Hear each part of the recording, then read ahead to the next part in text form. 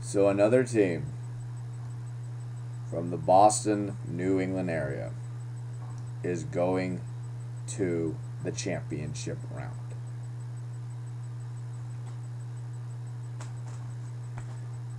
Really?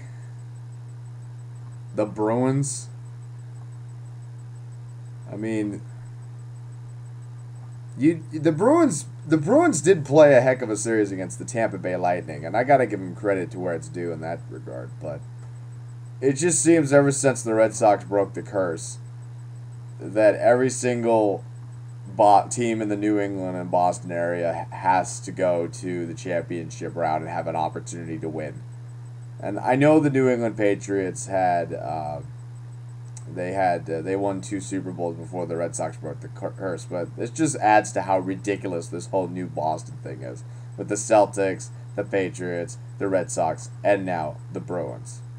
I mean, heck, even the New England Revolution have gone to an MLS Cup. They didn't win it, but they've gone to it, and they've always been a competitive force. But at least since I've been following soccer. But that's enough on my Boston rant. I ranted about that my last video talking about the NHL playoffs. So I'll leave it at that.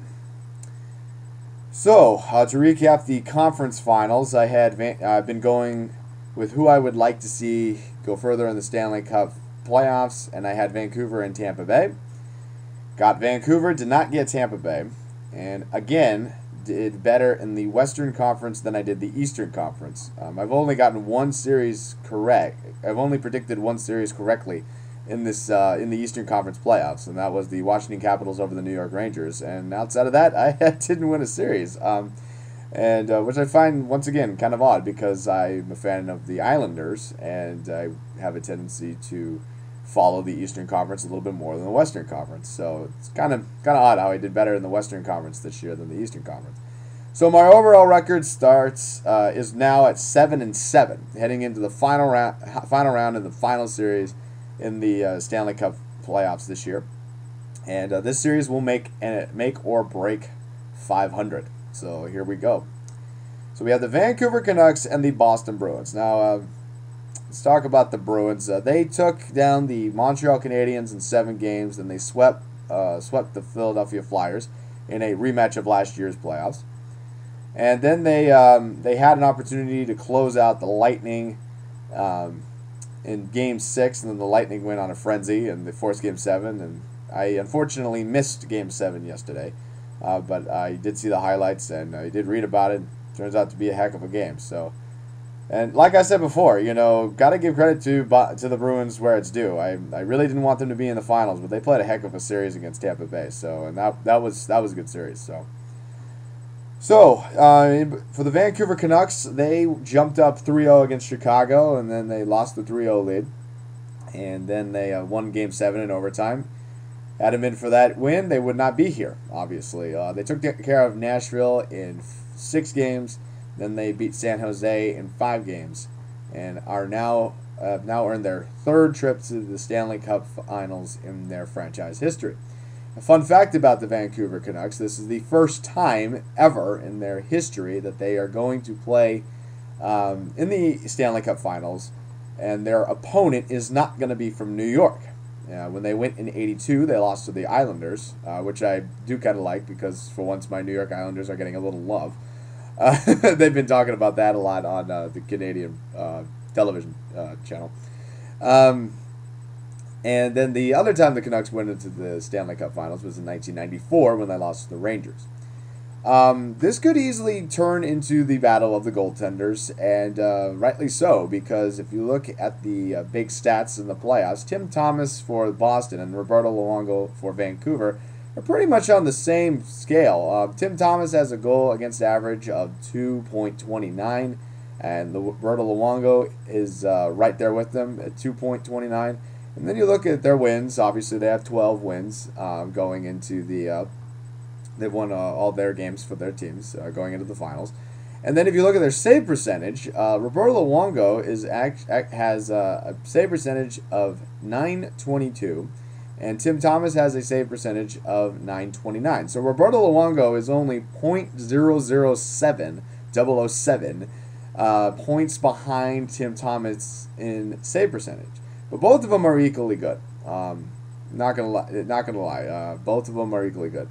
So it could come down to them. What I do think that even though the Bruins are led by Milan Lucic, who I did see play as a Vancouver Giant in the WHL when he played against the Thunderbirds, and they're also led by Chara and the guy who got the game-winning goal in Game 7, Horton, led by him as well.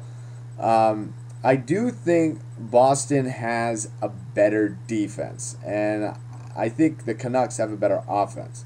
And I bring this up because I haven't been able to watch the Bruins as much as I've been able to watch the Canucks, but I've noticed that when the Canucks really get going and they can control the puck in the offensive zone, they have a tendency to dominate their opponent. When they can't, it puts more pressure on Roberto Luongo, and particularly in Game 5 of the San Jose series. I mean, San Jose, as much as it's cool to see this, the Vancouver Canucks in the Stanley Cup Finals, San Jose, in my opinion, should have won that game. They outshot Vancouver. They had way more opportunities than the Canucks, and Roberto Luongo pretty much stole the series and the game. Stole the series in that game away from the Sharks. But I do think that Vancouver has a better offense with the Sedin brothers, Alex Burrows, Kevin Bieksa, who scored the series clincher. They just seem to have a lot more offensive weapons than the Bruins do. The Bruins, on the other hand, I think they have, like I said, they have a better defense. We saw when they were able to get on top of the Lightning. Granted, there were some times where they did give up leads, but every single time they were able to stiffen up their defensive game. Including Tim Thomas, it was able to help their cause and help them win. So I think we have two pretty evenly matched teams in that regard, with them both having good goaltenders. And for my series, the team who I'd like to see hoist up the Stanley Cup Lord Stanley Cup is the Vancouver Canucks. I would like to see them. It's been kind of cool to follow them being so close to their area. I know that they're playing Canada, which is not part of the United States, obviously, but living close to them has sparked a lot of interest around Seattle. And that's been fun. They got Canuck playoff games on the radio, so that's pretty cool. So when you drive around, you get to hear hockey on the radio, which is very, very rare around this area. And you also have them talking about hockey and the Stanley Cup playoffs in general on 950 KJR, which is really cool. That really happens because Seattle doesn't have an NHL team. So it would kind of be cool to see the Stanley Cup, not just because it's Vancouver, it's because it's near where I live. It would kind of be cool to see the Stanley Cup go back to Canada. It would definitely spark the conversation of whether or not the NHL has completely come back from the strike. That's a different conversation in itself, but at the same time, it would spark up that conversation, which would be pretty cool. Kind of on a side note, away from the Stanley Cup Finals, the hockey interest in Seattle is growing, which is very nice. In fact, I forgot who said it, but somebody in the NHL's front office said that the NHL is looking at Seattle as being a candidate to have a team as they try to relocate the Atlanta Thrashers and the Phoenix Coyotes. Now, I personally don't see that happening, and we can go into that. A little different at a different time.